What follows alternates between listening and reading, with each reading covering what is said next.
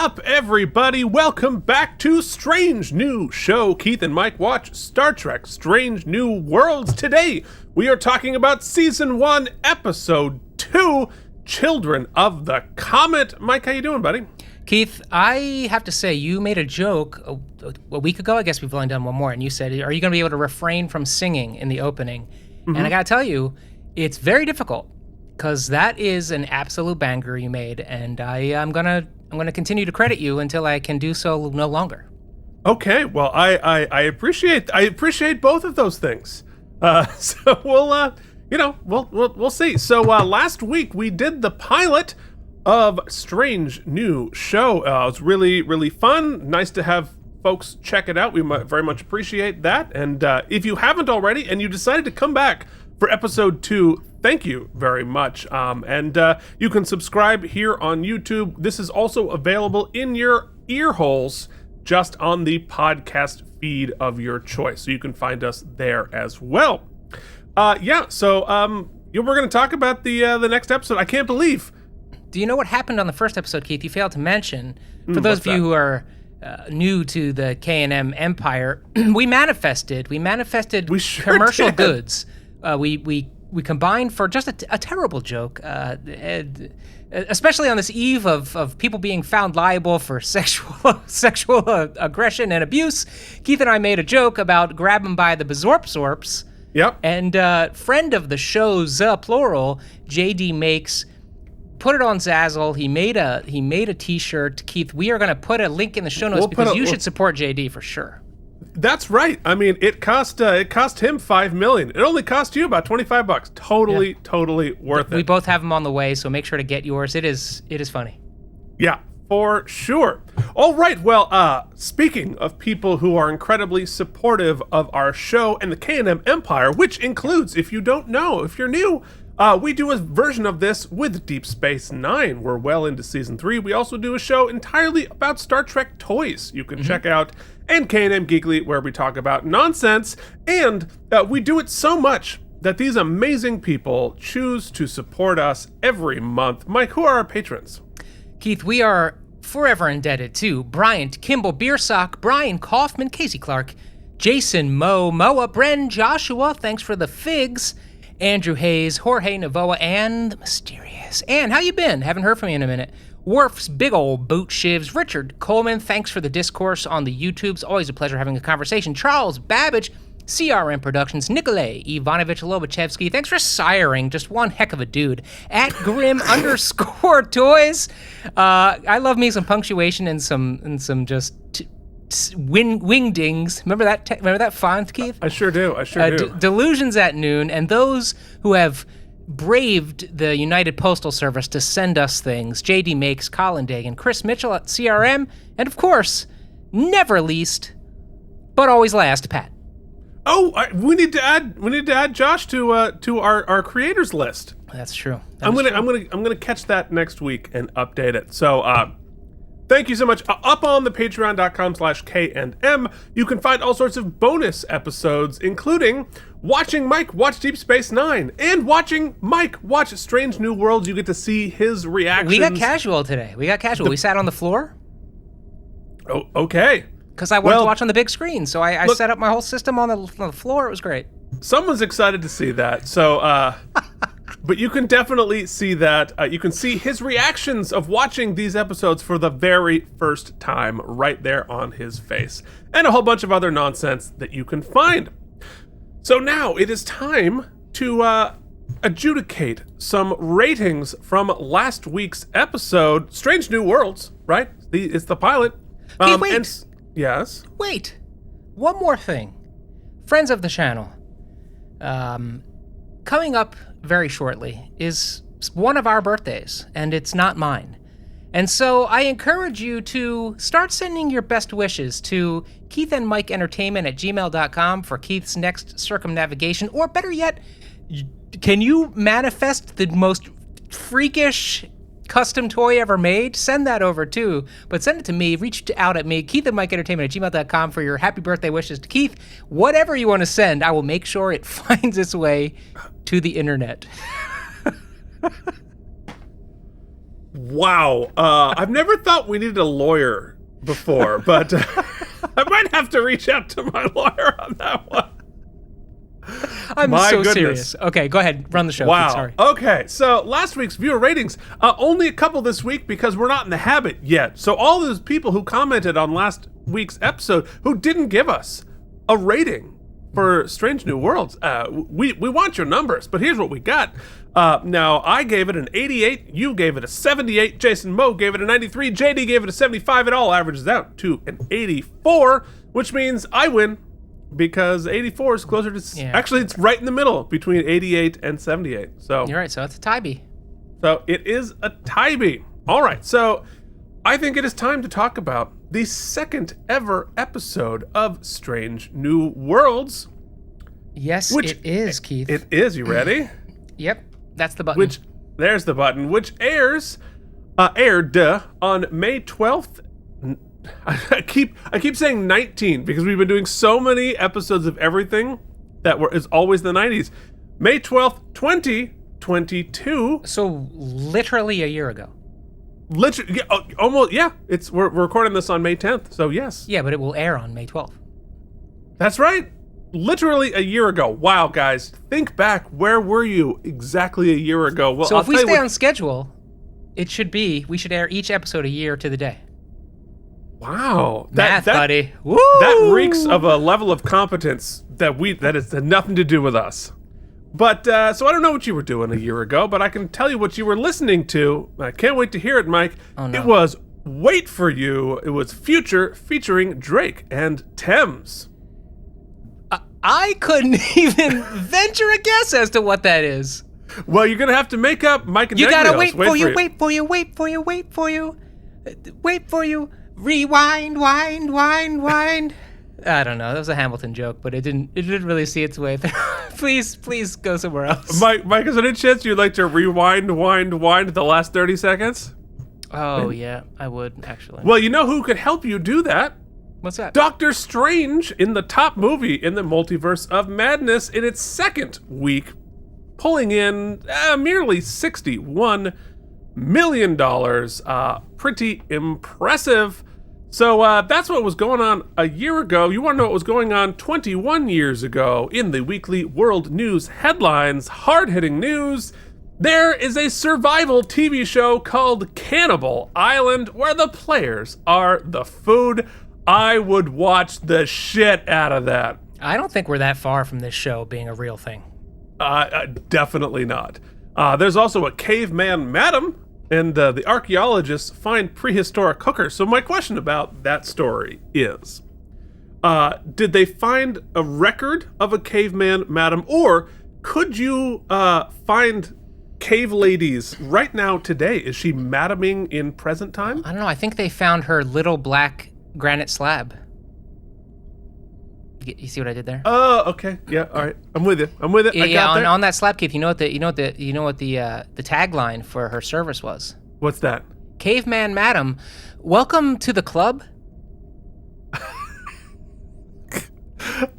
Subtitle. That was terrible. All right, so let's talk about Children of the Comet. Not Children of the Corn. Children of the Comet, which was directed by Maha Villarvillo, who also directed 2 episodes of Picard and 2 episodes of Discovery. It is interesting now because you have, looking back on the Deep Space Nine credits, you're sort of seeing, you can go on their IMDb and see the arc of their entire career, but some of these people are just getting started, which is really interesting. It's weird to do contemporary things. This episode was written by Henry Alonso Myers, and this is the first of 6 episodes that Henry will write, and Sarah Tarkov, the first of 2 episodes of Strange New Worlds. So far, we don't even know. So now it's time to just dip in a little bit of Trivial Trivia. Now Keith, waste your time with Trivial Trivia. Always so nice to see your giant face, Keith. Ah, yes, it sure is. Oh, we gotta clean that tag. Yeah. Because we've dead air for like 45 minutes now. I know. Not good. So, in our trivial trivia, this is another thing. We're doing it contemporary. A lot of the interesting trivia doesn't come out for like 20 years after the show airs. Then you get the dirt. But here's what we can tell about this one so far. Alex Kapp becomes the third person on this show to portray a character first portrayed by Majel Barrett, who we just saw in this week's episode of Deep Space Nine. Can you guess what the third character that has been performed by Majel Barrett would be in this episode? The Universal Translator? The computer? The voice of the Enterprise computer. Well played. Nailed it. Well played. So we learned that the character of Malik Al-Alcazar lives on the Tanandra colony, which probably doesn't mean much to you, Mike, but it is the future birthplace of a certain Annika Hansen, who just might be 7 of 9. Oh. So, Okay. Nice little Easter egg. That's one of the things that I enjoy about the show, is that everything you see on a screen, everything somebody says, is tied to some piece of Trek lore, future or past. I was actually thinking about that watching this week, Keith, because you and I are actually the exact needle that the writing team is clearly trying to thread between someone who's sniffing out every little breadcrumb and someone who isn't married to anything, because there's some things that clearly I am learning for the first time, lore that I should know, and so they are definitely trying to thread that needle, and we represent that pretty specifically. So I think it's actually a good we're all of the target audiences here on your screen. But it does bring me to a kind of general question that maybe I should have asked in the pilot last week. Okay. And I don't know if there is an answer, because one thing I'm trying to do actually is curb my thirst to go on Wikipedia and on the internet and just answer all the questions. Learn everything about production, because I kind of want to judge the show for itself, you know? Yep.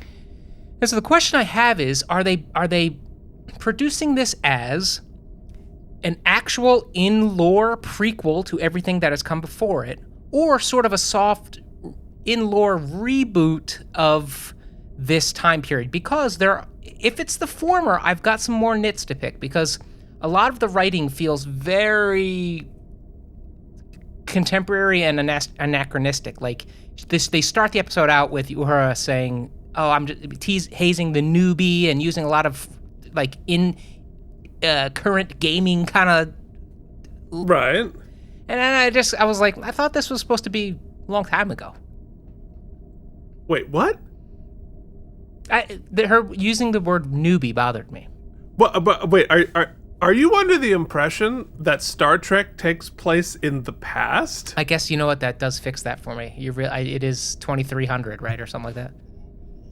So this whole time, this whole time, have you been thinking all of Trek takes place in our past? No, I'm not thinking that, but I'm sort of fooled into thinking that, because when I think original series, which is the prequel to, I think 60s, 70s. Right, you think it firmly plants it in a decade to me. So then when I hear her talking very current, it seems anachronistic. But then I realize, oh wait, you bring up, it is so far in the future, so all that gels. But I think what's going on in your head is Star Wars is in a galaxy a long time ago in a galaxy far, far away. So I think maybe you're crossing the streams to make a third sci-fi then franchise let me pull myself out of this hole I've dug. This show feels, of all of the Star Trek I've watched, the most current. Most for sure. Of today, which I think is intentional, obviously, but that is juxtaposed with the fact that it does take place before everything you know. Yes, I mean, tonally, and I think this is what a lot of people sort of feel about the new Trek generation sort of a deal, is that it definitely feels very contemporary in, I think that it is much more, they make many more references to our time period than 90s Trek. So, because like 60s and 90s Trek sort of awkwardly and out of the way make it, they talk about our time period like the distant past, like the Middle Ages. And so, you know, Spock, I forget exactly what, just like an example would be like Spock would be like talking about disco music. Oh yes, an ancient form of music, the disco. Whereas I think in more contemporary Trek, they're like, yeah, we know exactly what that is. Like we like, it's not like, you know, explaining what an automobile is. Like, it's an automobile. We know what cars are, right? It's like, it's the difference. Like, we knew what, you know, the 1700s or 1800s for us. Like, it's not our time, but it's not like we're playing Red Dead. Like, what is this horse creature you speak of? Like, we know what it is. But yes, and I think part of it is it's also a little bit more relaxed.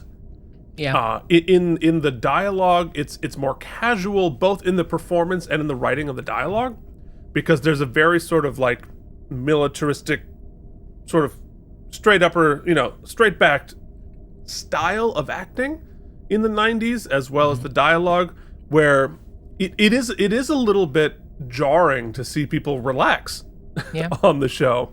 I don't dislike it, but you're right, it is different. And certainly it also continues to push the envelope in terms of representation. Yeah. Which I think is fantastic and has always been what Star Trek is, right? It was pushing the envelope back in 1966 on representation, and people were... Well, I think that the tone, I mean, to put a point on it, because I forget this is an hour show, so it gets long anyway. It is already creating a fingerprint for itself. Now, whether or not you end up loving that fingerprint is neither here nor there. We'll get there. Obviously, that's the journey we're on, but it's carving out its own identity, and I think that is, for better or for worse, something I like to see. Yeah. Well, I mean, it's part of, I mean, it's what's happened on each subsequent generation of Trek, because, you know, the 60s took 30 years, became 90s. They took 30 years, became the 2020s, and each time it was a generational leap in the storytelling. So here we are. The guest stars of Children of the Comet include Dan Jeanette as George Samuel Kirk, Dana Badeau as the alien daughter, Amber V. Cole as the mother, Jennifer Hui as Ensign Christina, Andre Day Kim as Chief Kyle, and Tom Marriott as the Shepherd Captain. So, what do you say we hop into the screening room? I won't give it away, but I am. All right, let's just roll.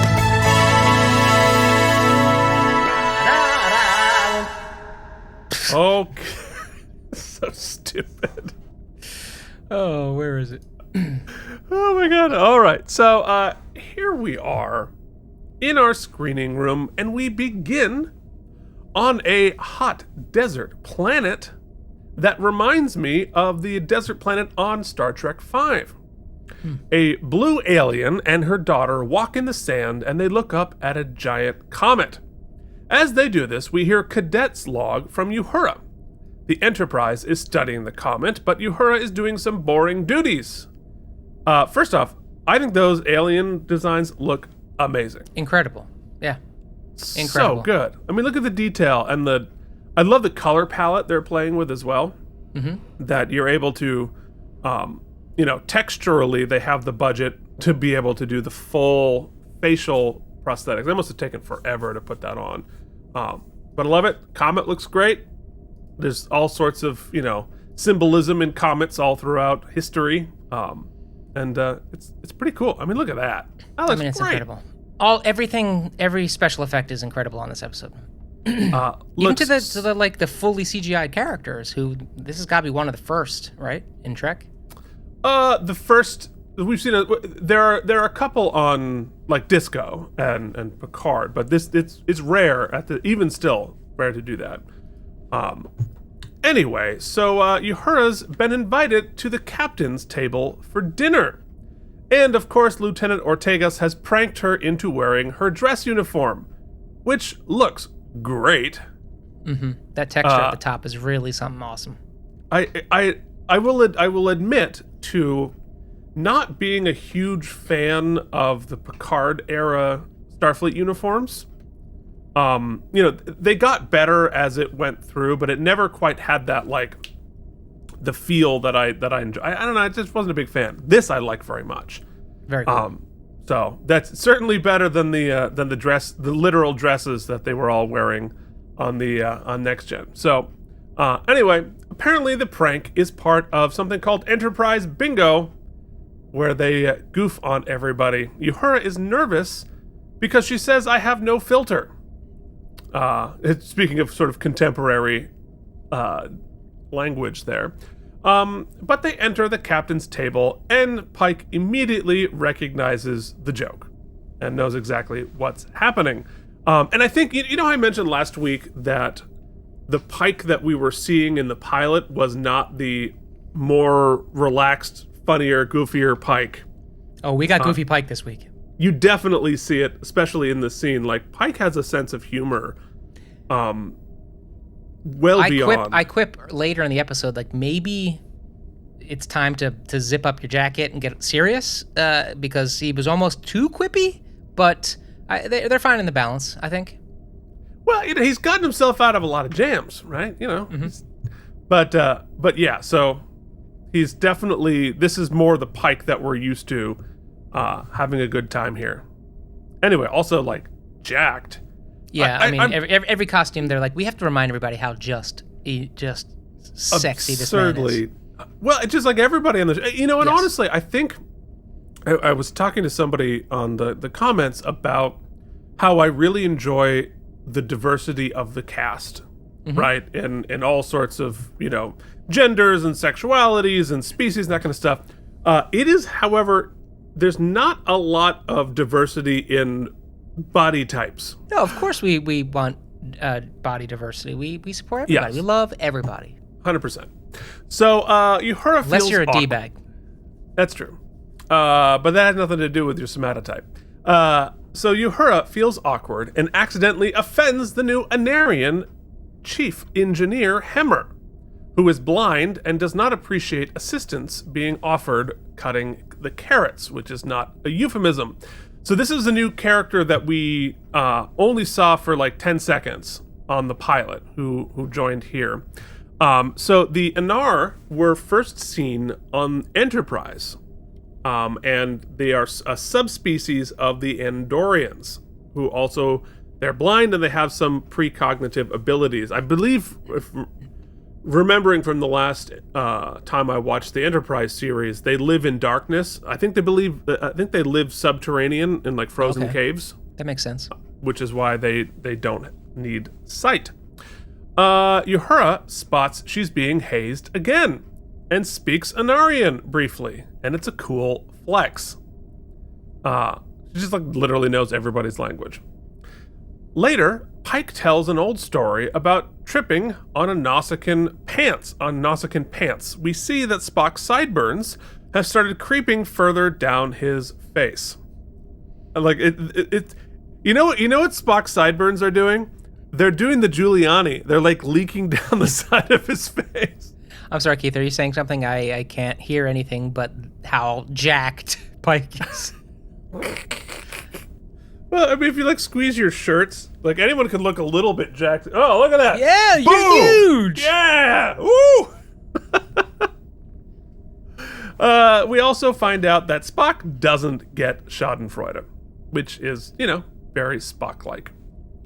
Pike and Uhura chat about her hometown in Kenya. We learn that she speaks 37 languages. I speak 37 languages. 22 of them are Kenyan dialects, local dialects. Very cool. So Pike asks her what she wants to be when she grows up. And she beat out thousands of applicants, but she's not sure she wants to be in Starfleet.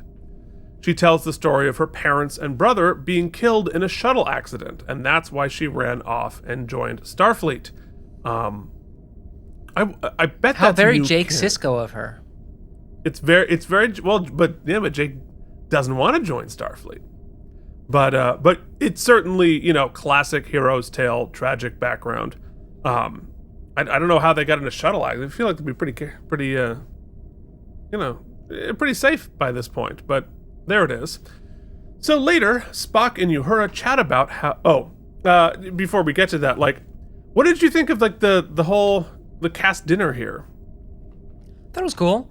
I thought it was a cool way to kind of put her on the spot because, like it said, you know, it kind of foreshadows her being put on the spot a little bit later, and they're obviously doing that thing that Trek loves to do, which is before the credits roll, they have to really foreshadow the entirety of the plot before the splash hits. So, and this was good. So I was really listening because I knew the episode's going to be about this. Yeah, clearly it's an Uhura episode. Uhura. Sure. I actually think it's doing it this way, right? I think tells us a lot about Pike, right? Because he's definitely the most down to earth captain I've ever seen in Trek. I think Archer would probably be like second in that, but him having casual dinners with the crew, Picard didn't do that. You know, Picard didn't join the poker game. Yeah, it's very Friday Night Lights, right? I'd never watched Friday Night Lights. It just feels like Coach having the team over, you know, just to kind of kibitz and stuff. It's cool.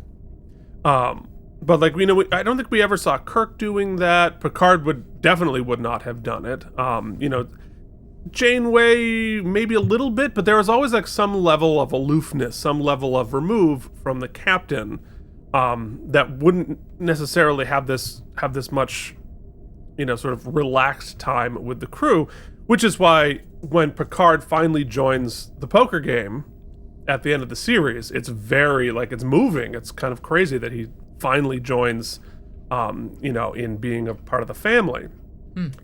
So it is interesting to see how Pike interacts with everybody here. I like it. He's definitely like, he's the cool boss. So, anyway, later, Spock and Uhura chat about how the evening went. He cautions her that many, many people want to be in Starfleet, and if you don't want to be here, you should open up the spot. Which I totally get, you know, and I feel that way in our business. You know, the people complaining about, you know, their Broadway gig or whatever, which you're complaining about 100% valid things, but like, I'd cut my leg off to be in your position. And actually, yeah, that's actually a pretty good analogy. I was thinking more about Dax and thinking about how difficult it is to be selected to be one of the hosts, and how you know, just how how people would respond if one of those hosts wasn't really all in. Yeah. So I can, you know, but I also like, she's an interesting position because of her like ridiculous talent. It opens up all doors for her, and you can find you know, when you have that level of talent, you sometimes find yourself in places that you don't necessarily expect or want. And I can say from my own experience, not having that level of talent, but having gone to a music conservatory, right, to study classical music, and realizing, I don't know, this isn't really my jam. And yet a lot of other people would like to be in that position. I actually really like the futureness of it because let me see, how do I want to phrase this? So I dated a person who did a whole bunch of different things in their life, bunch of different careers. They pipped and popped, as I like to say. Not because they were incredibly talented at all those different things, but because they were so rich that they could afford to do that. And I'd much rather in the future you find yourself in these multiple gigs because you're talented, and not just because you're rich to buy yourself there. The privilege of ability is very different from the privilege of rich parents. Anyway, an interesting thing. So meanwhile, Number One and Pike discuss his tragic future. He knows, apparently, the names of the people's lives that he will save in the tragedy that disables him. Interesting. So very Spock cool. Very cool. And I wonder whether he started doing a whole bunch of research, but I guess how would he know the names? Maybe it was part of the vision. I think so. It seems that way. I don't think it had to have been. I think he was saying. I think that's his like fallback. Whenever somebody's like, "Well, maybe it was just a." It's like when you go to a you know, what do you call it? It's like a medium. And they give you. It's like a cold read. It's very general. He's like, "No, it's not that. I know their names. I know what they. I know everything about them." Well, And my question is how he would know their names. But he says, I experienced it. I lived it.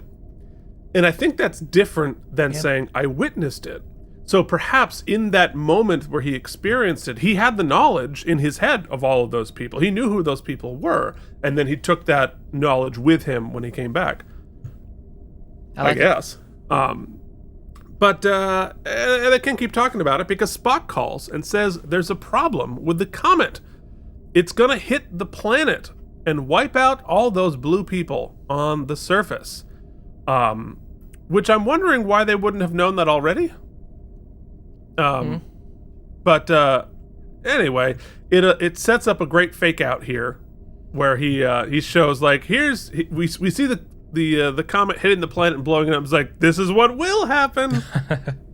Fake out. There's so much tech flex. They're just like, yeah, we're just going to show you that we just want to show you this. Just for the hell of it, let's animate a planet blowing up.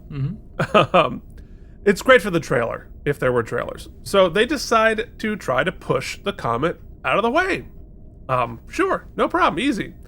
And they shoot it with torpedoes and loaded with some sort of pushy tech.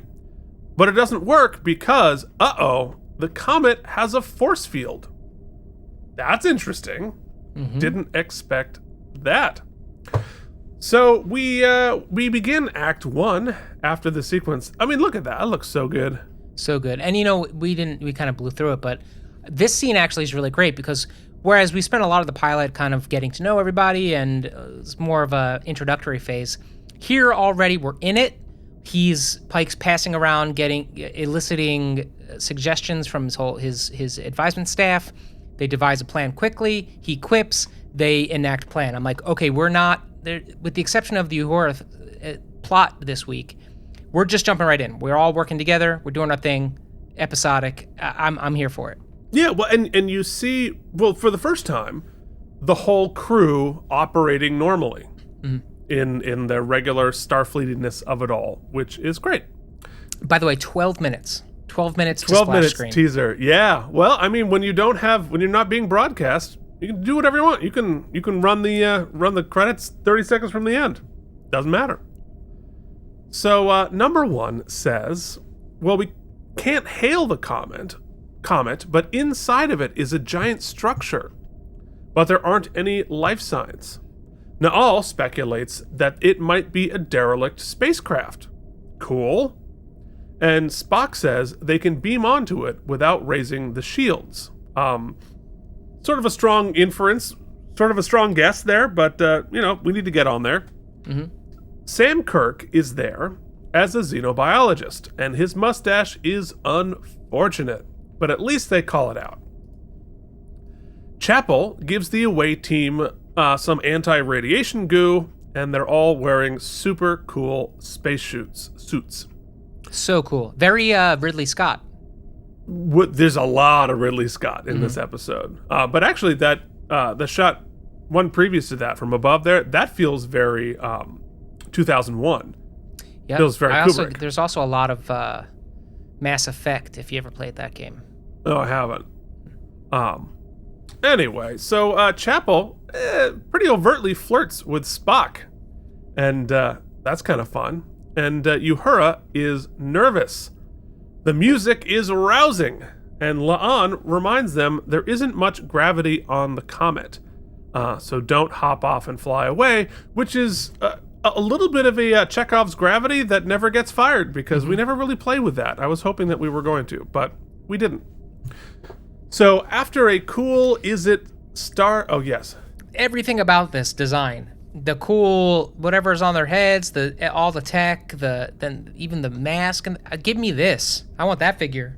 That's also with that red ring. That's very 2001. Yes, very much so. A lot of different, and in the reflections of it all. What's the lighting budget on this thing? Whatever it needs to be. That's what it is. Although in the LED world, lighting is way cheaper than it used to be. Both all those built-in lights, right? Can you imagine how expensive that would have been to custom build? And now, you do it with just some LED light strips and a piece of plastic.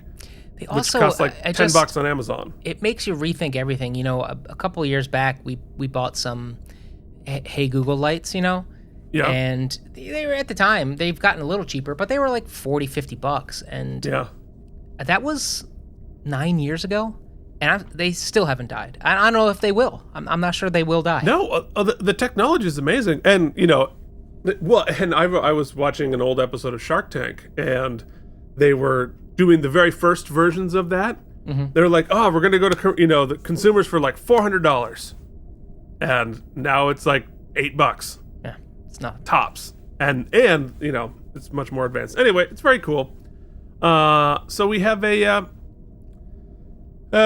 cool, is it stars or floating comet debris transition, and they beam onto the surface. And on the surface, there's a giant black alien structure, very reminiscent of the movie Alien. So we've gone from 2001, now we're gonna do Alien for a while. And in the center is a big old egg. It's definitely gonna shoot a facehugger at them. And Kirk asks Uhura's opinions on the markings. She's able to see that they repeat and that the egg is important. Shocking. You know, we've Chekhov's gravity, but Chekhov's egg is definitely gonna hatch. Gobbledygooker, baby. Yes, and the Venn diagram of very deep 80s wrestling and Star Trek. Here we go. If anybody other than me got that, like, we owe you a quarter. Yeah, let me know, yeah. So we also find out that luckily there's breathable atmosphere here. Always handy to have, because you can take the that's really handy both for production and for the audio. show. Yeah. And audio, and for the actors to get those damn things off their heads. Anyway, Kirk gets closer. Wait, yeah. Well, we'll get to the screenshots later, but there's nothing in the egg. Yeah, well, it's sort of like a lighty up thingy. We don't. It doesn't seem super eggy to me. Maybe it's not an egg. Okay. They call it an egg a few times. They do. Well, it looks pretty eggy. Yeah. But interesting. Maybe the gobbledygook. You know, he ran away. You know what? Maybe it's a shaker, Keith. We gotta stick with the theme. You know what I mean? Maybe it's one of Gwyneth Paltrow's eggs. It's not designed to be hatched in that way. Goop. We should keep going. This is not a strong showing on our part. Hey, folks, have we lowered your expectations enough? Last week was gangbusters. No, so good. So Kirk gets too close to the egg, and then that happens, and it zaps him, and his heart stops, and they can't beam him back for medical assistance. Yikes. Luckily, Spock can zap his heart with his tricorder, and he's back up, but hurting. And after this happens, the Comet's shields go up, leaving them trapped. Uh-oh. Which takes us to Act 2. They're trapped! And only Uhura can save them by reading all of the alien language around them. We head back to the planet's surface, and the blue people nervously stare up at the comet. And I wrote down once again, the makeup looks phenomenal. On the bridge, Pike asks for ideas, and they have the idea to try phaser harmonics. Harmonics being sort of key to this whole story. Back on the set of Alien, Uhura scans the egg, and she takes the time to tease Spock about Chapel's crush on him. He's not there for it, and neither is La'an. Maybe because someone's literally dying at their feet and not time to talk about who's gonna go kissy-kissy with who, but whatever. So the Enterprise is about to try phasers on the Comet when something shoots them. We zoom out and see a giant spaceship led by blue fish people. Go back one. That spaceship is so cool. It's very cool, and I just love designs where you got a big old gun, and it's like this huge hulking mass of tech, and then it's like, and there's laser pointer. All of that is pointed at you, sir. But the other thing I really love about, we talked about the aspect ratio last week. With this aspect ratio, you can really get a sense of scale. Mike, move your head out of the way, and you can see how much bigger that ship is than the little old Enterprise. It's really cool that you're able, and that's a much harder thing to do when you're doing it on a 4x3. So anyway, very cool. Love it. Snoke, Keith. Snoke, yeah. Yeah.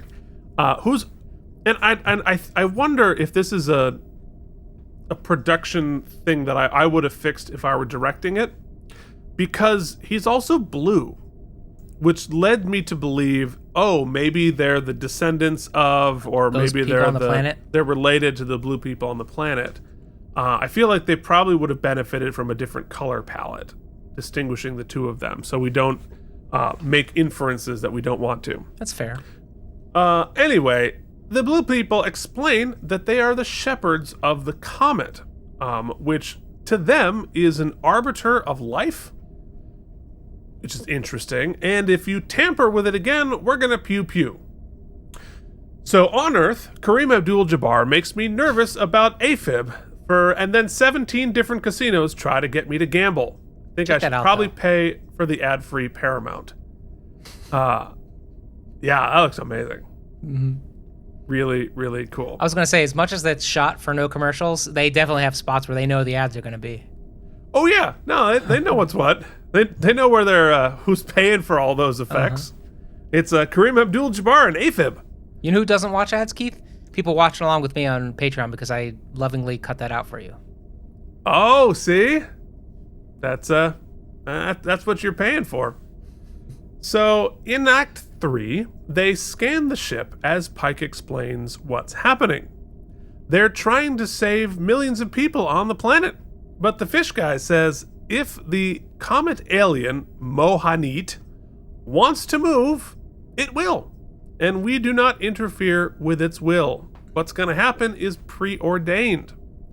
And the fish people have been protecting the arbiters, i.e. the comet, for forever. And apparently there are several of them going around, and that's their purpose. Interesting. Pike mutes the Zoom and gets the news that they're outgunned. So Pike tries to explain their humanitarian message, but the fish guy knows that about the landing party and says rescuing them will be an act of war. I mean, tell me that set, that whole thing isn't basically the set to Aliens. Like, I feel like Giger designed most of that. So Uhura keeps staring at the egg while the rest of the party kind of just stands there and reminding her of the pressure. They're like, we have no skills that are applicable, so... And if you don't do this, we're all gonna die. Just so you know, I just want to, every 10 minutes, remind you that if you don't figure this out, we're all gonna die. But I will say that I thought that the... Yes, I think we get it. I kept saying that. We get it. She's nervous. She doesn't think she can cut it. Neither do they. But I do think the repartee about pep talks was clever. Yes. Yeah, because... so Spock tries the first pep talk, and it sucks, and it's actually pretty funny. Uhura's confidence is low, so he tries another one about mortality, etc., and it's a little bit better. She starts humming again. We saw her humming previously. And look out, the cave lights up in reaction to her voice. So she takes it up an octave, and it does even more lights. And here we learn that it communicates and responds to music. Very interesting. We get a mini Glee episode. We get a little bit of a Glee here. And as a musician, it's really, I guess we'll talk about it at the end, but like to have music-focused episodes for non-musicians, it's really sort of fascinating, like what makes sense and what doesn't. True, but what I think is, when you boil it down, which I thought was really kind of cool, is they make such a big deal about her speak all of these languages. Right. And then we get to the crux of it, that music is just that. Of course. Music is a language, and so it can be interpreted as such, and it can be used. I love it. I mean, I love thematically, for sure. I think it's great and interesting and would make sense. I mean, the universal language of, or math is a universal language, right? That's how we determine sentience. That's how we determine intelligence, is their use of math. Music, of course, is just math. So, anyway, makes sense. So on the bridge, they pick up a lot of major chords and tritones was how we communicate with this particular egg, but you know. Yes, well, that's going to be my part. Like, we're going to keep it really simple. Yeah. Yes, they only communicate in do, re, mi. Yeah. Yes, do a deer, a female deer. Oh, yes, re is a drop of golden egg. All right. Golden egg, yes, delicious. So on the bridge, they pick up a signal of Uhura's song being broadcast from the Comet. Why?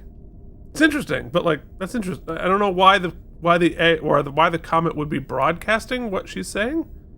I was singing along, so the Comet was like, "Yeah." All right. My jam. She's like, "Yeah, I get that." Doing all right, bop. okay, it's a sing-along. Bopping. It's a bop. All right, fair enough. So Uhura starts to crack the harmonic code. She just needs to learn her 16-bar cut. She says, Spock skipped music class, or is on. I did not skip music class, so the discussion about the universality of mathematics of pitch is both fascinating and I think accurate.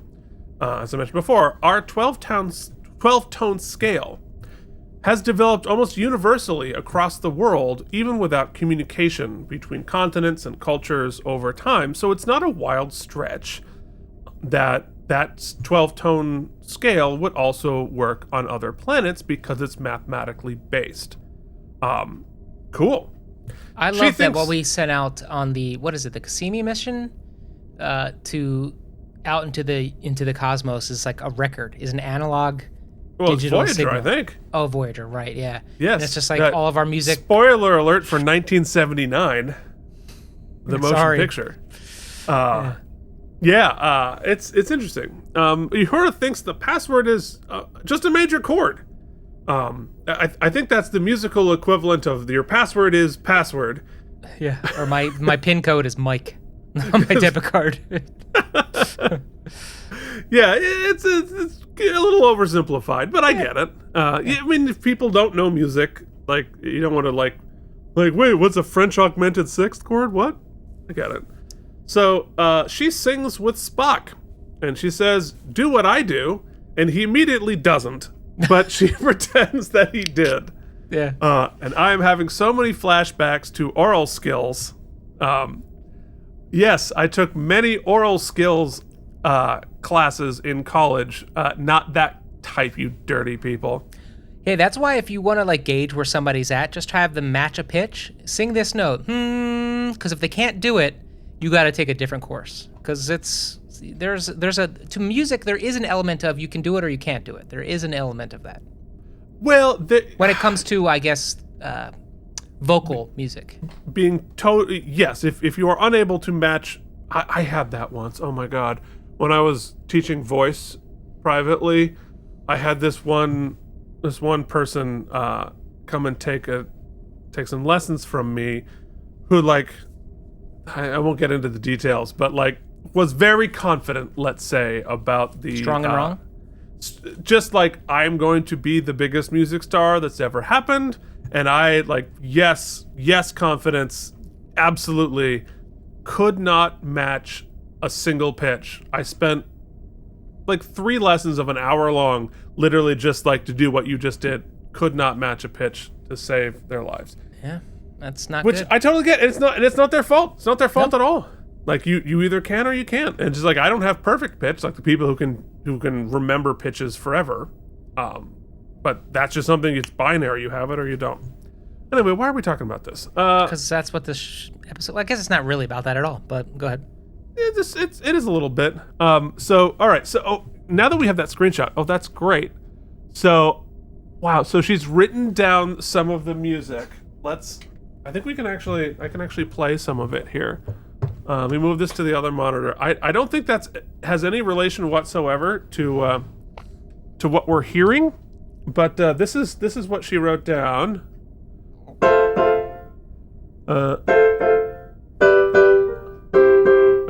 Wait. So it's stacked major seventh chords. Right.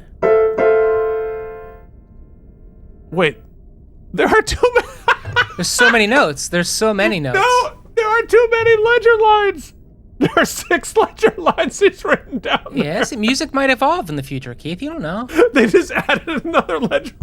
I'm like, wait a minute, that's not right. They can't even have the right amount of ledger What I love lines. about this is that she entitled That it music. Comet Notes. Comet And there's notes. also a diagram of Manhattan, apparently. It is utterly unplayable. But she's like, it's in 4/4 time. Don't worry.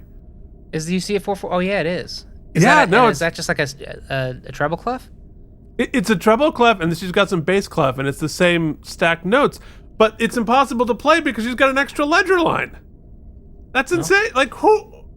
Get yourself an Guys. egg, Keith. You don't have the egg. That's a problem. Guys, your budget is astra-freaking-nomical. The show is so good. Nobody knows that there's only 5 ledger lines. All right, anyway. Sorry, I had to freak out for a second there.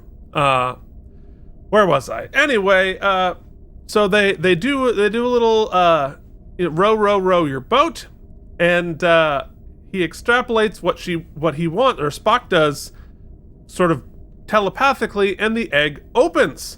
It's beautiful, but at this point does not suck their face and implant an alien baby. So that's a win.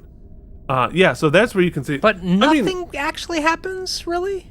No, not really, at all. Actually, does opening the egg have any relation on anything else? No, I was going to say, is that what stopped the force field? But not really. She plays a different note. She plays she suspends a fourth, and that opens the force field. Well, all right. So I think the opening of the egg is like, password accepted. Here's the OS you can play with, and then she plays the fourth. Which all right. So, all right. I guess it is a very, very elaborate and beautiful Windows screen as it opens with like Windows 95 comes up. Anyway, Bing, go bing, back. bing, Go back because that's such a beautiful image of the egg opened there. Hold on, that's like 20. No, that's like 5 back. There you go. There it is. I mean, look at that production design. Mm-hmm. I mean, that is stunning to look at. I'm not sure it means anything, but damn, it looks great. Mm-hmm. That's so, Fabergé, baby. Fabergé. Yeah. So she sings some more notes and makes the force field lower, as you said. Not sure how she cracked the code that fast. Poor with guy the who plays extra- Kirk. Episode 1, you're in the last second. Episode 2, dead, alive but unconscious, beamed in, off screen. And always going to be the dweeby other Kirk. Mm-hmm. Forever. So they beam back onto the ship, and of course, them rescuing themselves pisses off the fish guy, and they launch torpedoes, which heads us into Act 4. Shields are immediately down to 50%.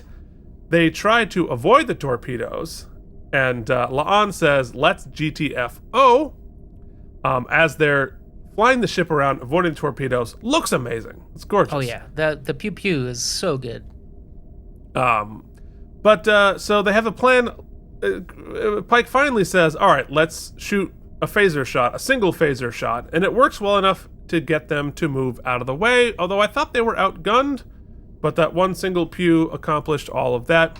Anyway, they were able to get out of the way, and Spock says, maybe we can't move the Comet, but maybe we can make it move itself. I was thinking it was going to be a duet, but that's not what we're going to do.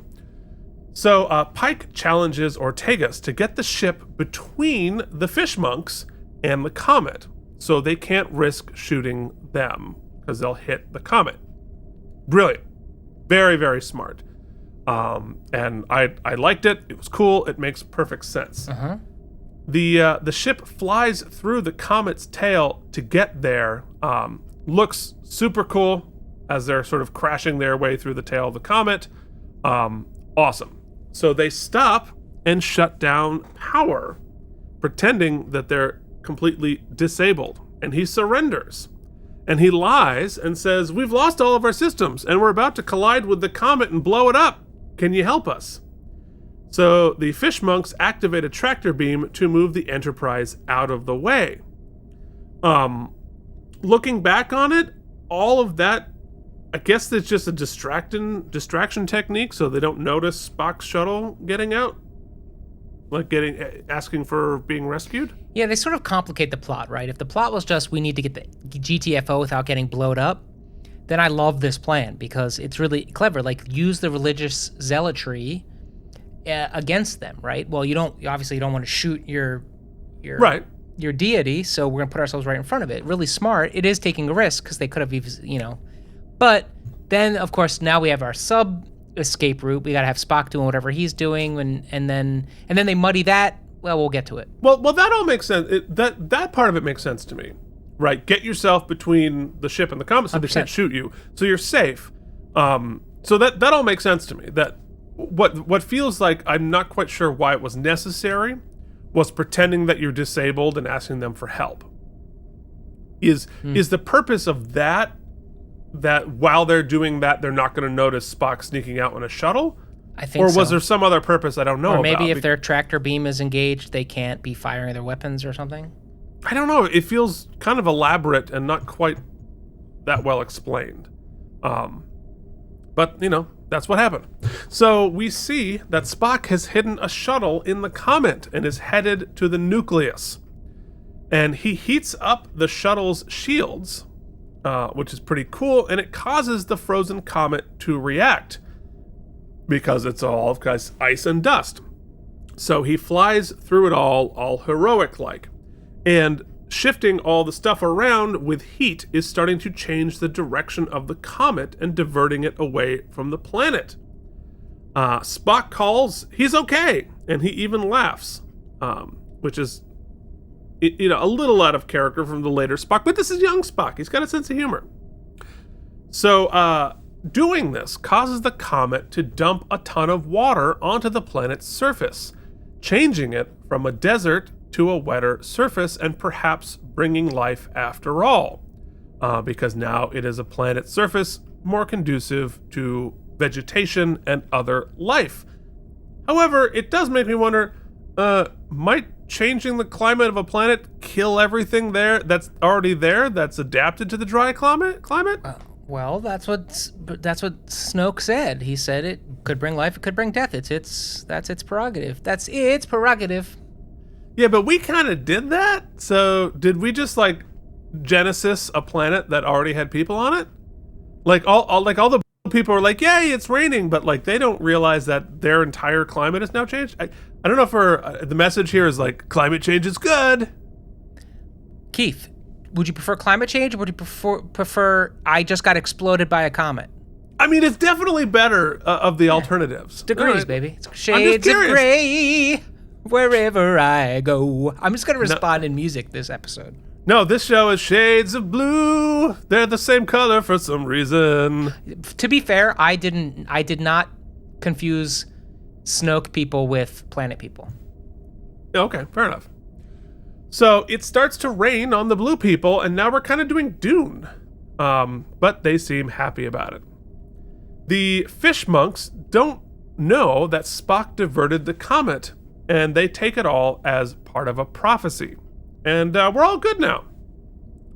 So Pike does a captain's log asking, what does this all mean? Was it Providence? I don't know. And later, Uhura has translated the music. It's actually a map. And the comet intended no harm, and that it already knew what was going to happen. The comet itself had foreknowledge that Spock was going to do what it did. Wild. So the prophecy of it all. It's interesting. Yeah, they try to... I still have time. I still haven't come down on how I feel about the both sidesiness of this, right? Because they clearly, to me, in the beginning, when we first meet Snoke, are making a comment about not being able to argue logic with religion in a lot of ways. Right, sure. And yet then in our denouement, we sort of are like, but maybe Maybe.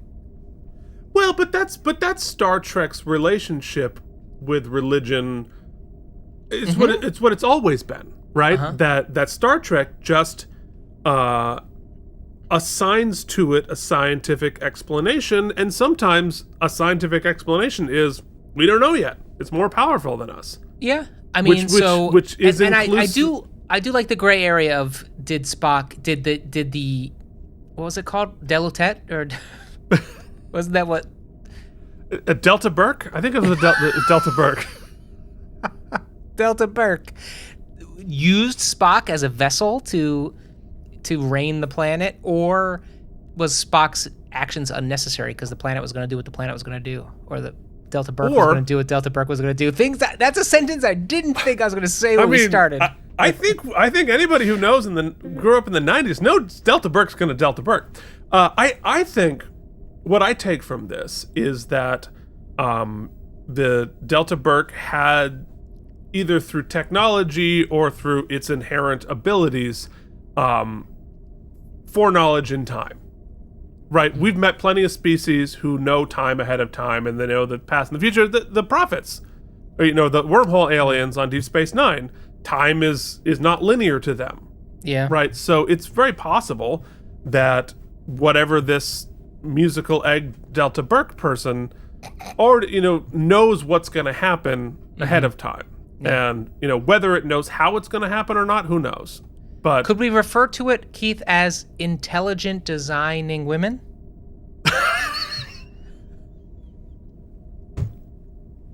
Mike for the win. Mike for the win. Intelligent designing women. Wow, there it T-shirt? Is that the T-shirt for the week? Well, it's either that or Spock's Rudy Giuliani leaking. Oh my goodness. Boy. Anyway, it's cool. I think it's interesting. Yeah. So later, Spock compliments Uhura. Hey, that's what we like about Trek, is the big, grand sci-fi meets human ideas mix mesh. It's a musical mashup, if you will. It is. Well, we're back to Glee. So Spock compliments Uhura and says, "You're good at this. You should stay here." And number one and Pike keep talking about his prophecy. And they talk about just because you can see the future doesn't mean you understand what it means yet. And that you might be able to make a different choice. And your fate is what you make it.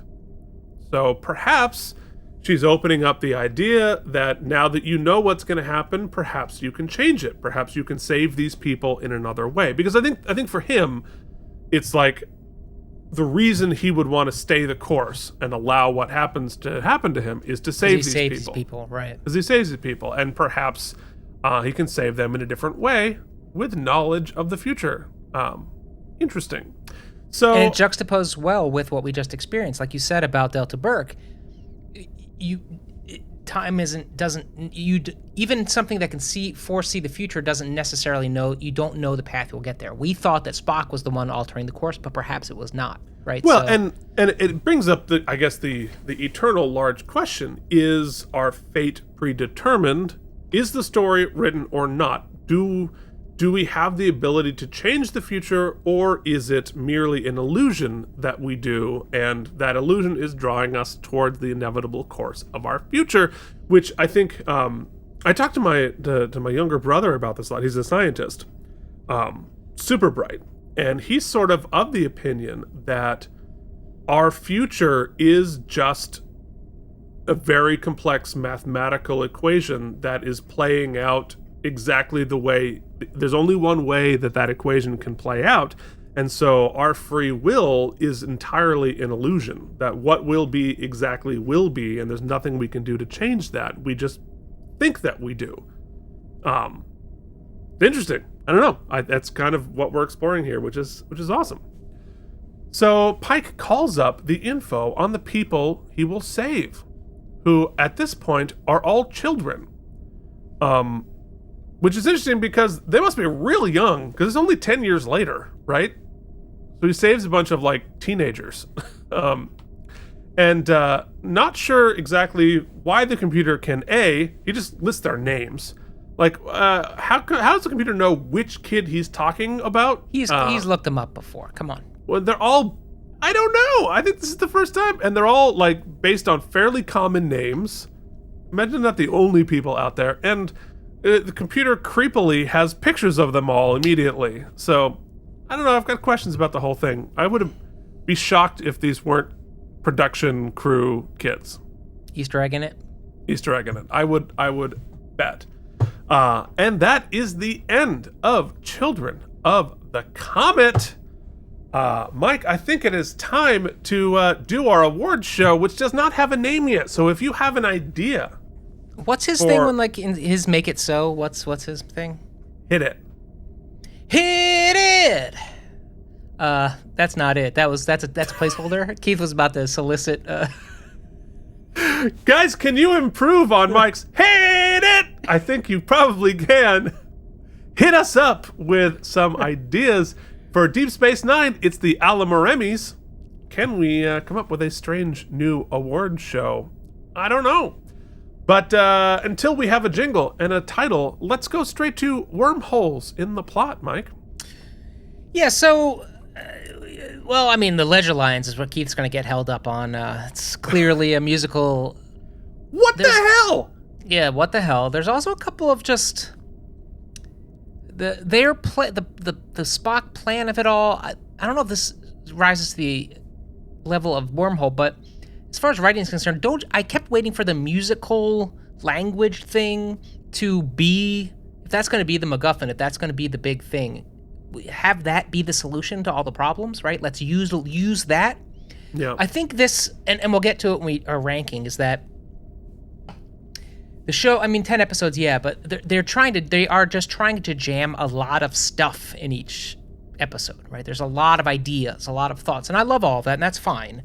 It could probably use a little streamlining and editing, but let's stick with wormholes. I wanted to know a little more about the initial people, like the people on the planet, a little context, because like Keith said, are they in a drought? Do they need water? Are those the last two survivors? I didn't catch their stakes, so I wasn't sure. Is it just there's an impending doom because they're about to blow up? Because, like, what if water is acid to them? Yeah, watch them like all melt. Yeah, and it was weird. I just felt like they were completely really not it was about them, but it had nothing to do with them. The Snoke people, their power was kind of cool, but yet I couldn't tell if they were couldn't they just let us go? Why couldn't we let our people out? What was the stakes for them? We weren't actually blowing up the thing. I guess we did try. We did shoot phasers at it, so that's... you go, Keith. It might jog my memory. I had a couple of things. I should start taking notes. In terms of just like wormholes, I think I mentioned most of them as we were talking it through. Uhura's abilities seem a little bit nebulous at that point because we know that she's a genius, right? Mm-hmm. And amazing at pattern recognition and must have a photographic memory, must have the ability to take in remarkable amounts of information. And we saw it in the pilot too. That part I get, but her ability to sort of intuit a lot of this felt more supernatural than super skilled in this episode. And there were sort of giant leaps in the logic of, oh yes, I get they work on music, so now I immediately am fluent in this. I don't know. I mean, look, it's Trek. We're compressing. So that part of it, like I think as opposed to pointing out specific things, I think there were just a lot of threads laid and then abandoned, more than they were wormholes. I guess the only like real practical wormhole is like, I thought we were outgunned, but then one single pew shut them down. Just like a little bit unclear about what the deal is with that. Yeah, because hold on, just to circle back to what you just said, they make a huge deal about her language skills. They don't focus on any of the other things you just mentioned. They really hone in on that in the captain's dinner about the language stuff. And it makes sense why you'd want that person would be helpful in an away mission. For sure. I guess the botanist was important too, because we might find other types of life. But then they also hint at the universal translator. We take that with us on the away mission, right? So like, really? We don't really need a communications expert down there. Well, the universal, yeah, I mean, I guess like it depends on what the capabilities of the universal translator are. Like they couldn't have probably done all the music stuff, but I don't know, a computer's pretty smart. Well, you'd think that no matter how smart a person would be, the AI in the universal translator would do it, but we've certainly established in various other treks that the universal translator needs a certain amount of input in order to translate.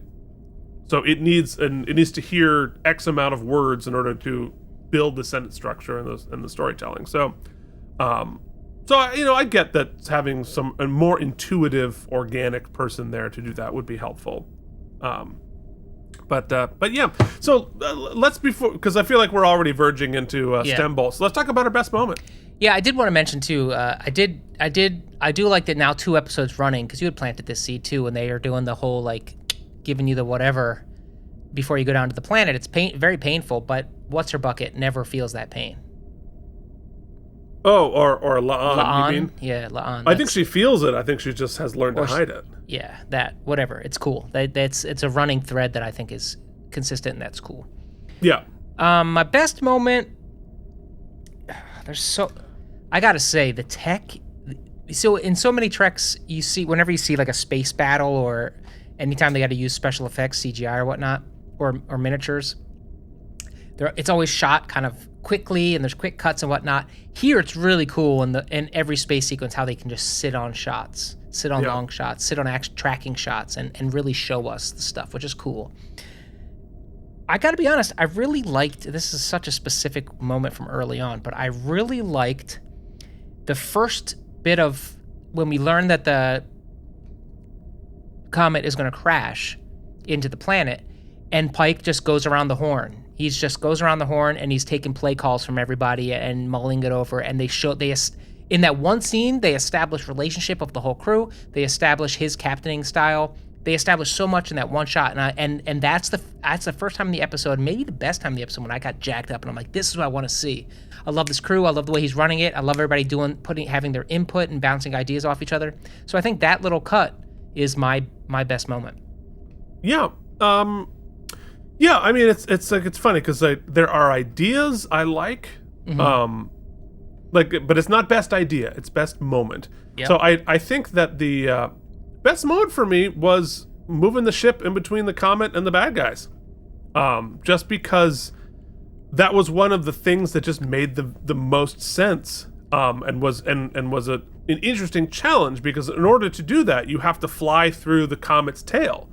And I mean, anybody who's watched not Deep Impact, what's the other Comet Armageddon? Or the Armageddon? Anyone's watched Armageddon? Yeah, that's a tough thing to do. And I don't want to miss a thing. There's a few things I want to miss about Aerosmith these days. Anyway, give that a hard pass. But yeah, so I thought that was a fun, clever, and visually interesting solution to their problem that wasn't just pew pew, and temporarily solved the problem for them. So I liked that. So what do you say we throw some stem bolts around, Mike? You get some stem bolts. Hell yeah, they are self-sealing. Here are some stem bolts for you. Okay, Michael, stem bolts. So when I watched this episode, Keith, I loved it. And I watched it on the big screen and the HDR and the sound and the everything, and it was early. And as you said, I love the repartee. I love the ideas. So many good ideas. We're dealing, like Trek does, I think, very smartly often with religion, but not outright sciencing it into oblivion, right? And saying, no, we're analyzing it and we're questioning it and treating it with respect. Yes. And we got to see new aliens, and we got to begin to have a conversation about music as a language and how it can be used as such, interpreting it, utilizing it, communicating with it, through it. The issues I'm having are that we lay out, like you said, there's maybe too many ideas, and none of them, they're not cleverly utilized, right? If music is going to be the cipher, then let's use it. Let's let it be about that, and let's let it solve all of our problems, or let's find a way to link it to the various different problems we have. It almost feels like once they got the egg open, that could have been, like if this was a 40-minute episode, we could have found the key and gotten into the vault and been done. But we had to add kind of an extra leg to it, and then we had to push the thing off course, which could have been okay, but then we did that with like this hero sequence with Spock, which seemed unnecessary. There should have been, I feel like, a more synchronized way to do that. It just kind of felt disjointed to me, and I felt that that speaks to, like you said, a lot of threads, a lot of cool ideas that needed a little bit of focusing of the beam. Right. So that's kind of my major criticism. That, and I felt like for as smart as it is in some ways, it also felt the need to hit us over the head with some of the ideas a little too much. Like everything about Uhura, how unsure she is. She must do 10 monologues in this episode about how unsure she is, and how unsure she is about her path, and how how unprepared she is. And it felt too much. Like at one point I was like, just do something. Stop whining and do something. And I felt like they let that character down by overhyping that weakness. But you know that she does save the day and whatnot. So those were my two biggest nitpicks. That said, I felt like I really enjoyed the stakes. I enjoyed the ticking clock, which are the two Star Trek ideas that I've come to expect every episode, and I thought they did both of those very well. I thought they created really cool antagonist in this episode that wasn't just bad guy. They had their own motivations and reasons for why we were peons in their way. So I feel my feelings, I'm still psyched. I like the episodic nature because it means we can come back next week and do something completely different. Oh, and I also like the seeds they're planting with Pike. My worry, Keith, was that, oh, well, we know he dies in this fiery thing, and we know this, we know that, so much we know about him. What more can we learn? What can we bring to the character too? But the way number one was talking about things, it raised the specter of, wait, might they find a different way out of this?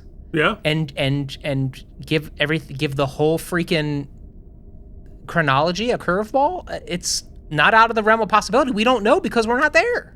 But here's the thing, though. To get into exactly what you asked at the beginning, like, where is this in chronology time? If we are to accept the original series as canon, we know it's going to happen. Because we've seen it. And that they can't change what happens to Pike without diverting us into yet another universe and timeline. Which is still possible. Totally. But also, if not, then that kind of is also the thesis of the whole series still in his plot line. Because he can't outrun it either. Right. It's like the writer saying we can't outrun the established lore. The canon, Yeah. So that's cool. So yeah, I'm still on board. I'm still psyched. I think, despite all of our problems, I still think I liked it better than last week. I think it's really? Yeah, I just, it still felt like more an episode of television than a kind of a standalone proof of concept. But not much. So if last week I came in at a 78, I feel like I'm coming hard in here at a musical 79. Yeah, okay. Yeah, it's a fascinating, I think I had the same experience that you did. I think when I Oh, good. You're going to adjust my shoulder. No. Oh, you keep cropping me, buddy. I'm not touching anything. I haven't touched anything. No, I know. You we are what overcropped you are. last week. We overcropped. Yeah, I mean, I think I liked this episode a lot more when I first watched it than I did really breaking it down when you're not really clocking, is this going to go anywhere, right? You don't really notice that some of these threads don't go anywhere until you really break it down. And I think that is, as I've said and you said, the weakness of this episode is threads thrown out then abandoned. This episode tees up so many great ideas, fascinating ideas, and doesn't follow through with a lot of them. And the solutions that we eventually get to aren't really tied to each other, right? The solution of this episode, heating up a shuttlecraft and using it to melt some of the comet or push it away using heat, is not set up at all in any other part of the episode. It is entirely a Deus Ex Machina. We don't talk about doing that. It's not tied to the music. It's not tied to the away team at all. None of that is ever considered. It's not negotiated with the other folks.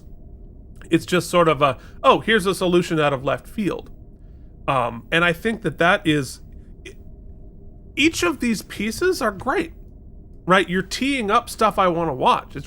I think that's a great solution. I love that as a solution. But I would like to have that be set up by something that happened previously. The egg of it all. We hatch an egg, and does it mean anything? No, there's nothing in there. It just unlocks. If that's not the best symbolism of our feelings right now, it's like we opened the egg with music, and there's nothing in it. There's nothing in it. It was empty. It looked beautiful, but there really wasn't anything there. So, I think the larger theme about predestination is our fates and that kind of stuff, that followed through nicely. I thought that was great. I loved the idea that the comet had some sentience and it was predetermined, and I love the sort of the monk aspect of it, and these people predict. All of that was great. It was so many great elements that never really got finished. It's like if you were cooking one of Riker's omelets, right? And you made all these great ingredients in the mise en place, and you had the little bowls of each of the flavors, and you're like, oh, that's going to be so good when you put it all together. And then he makes pancakes. It's like, oh, okay, that's all delicious, but what about all these wonderful ingredients here that I thought you were going to use? So I think it's just, they needed to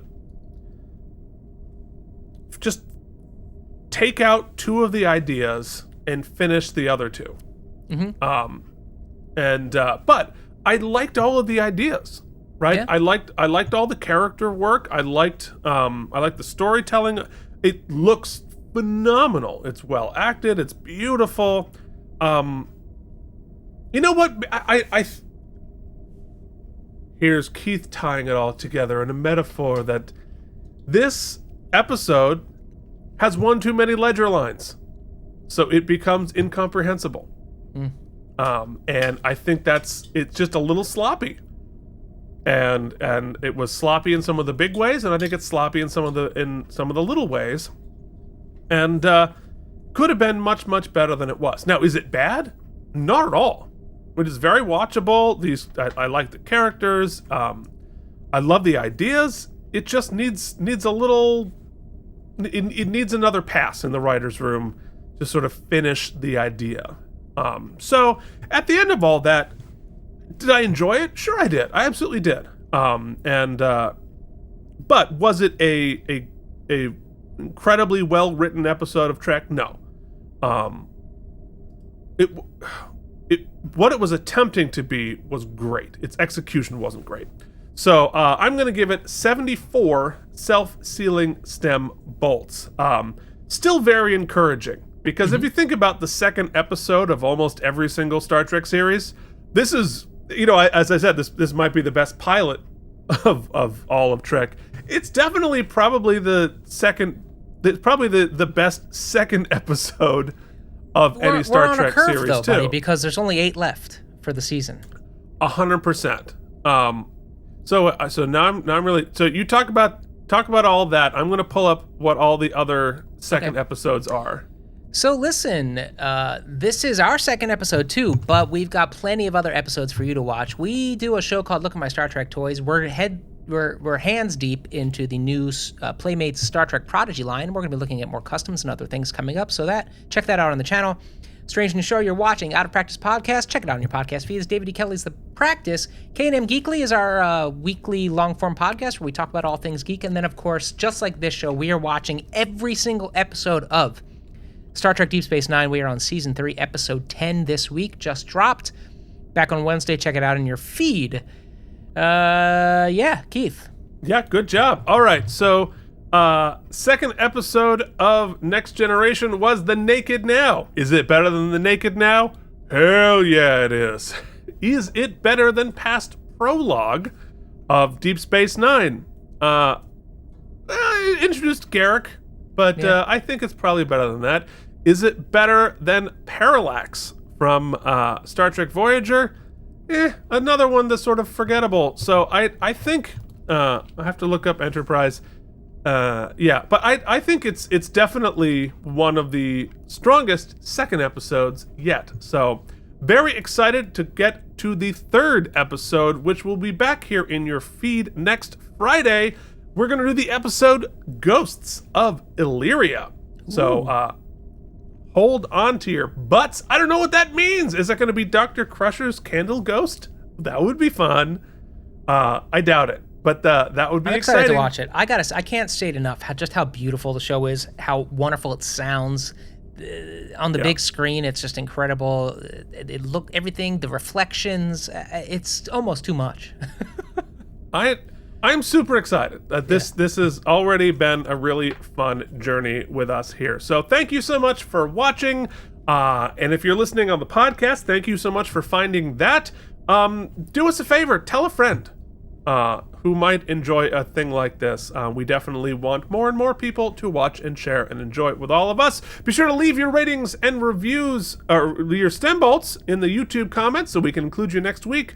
We'll see you back here next week. Till then, this has been Strange New Show. Thank you for watching K&M Entertainment. If you enjoyed our particular brand of nonsense, please like and subscribe. Or become one of our patrons at patreon.com/KNM.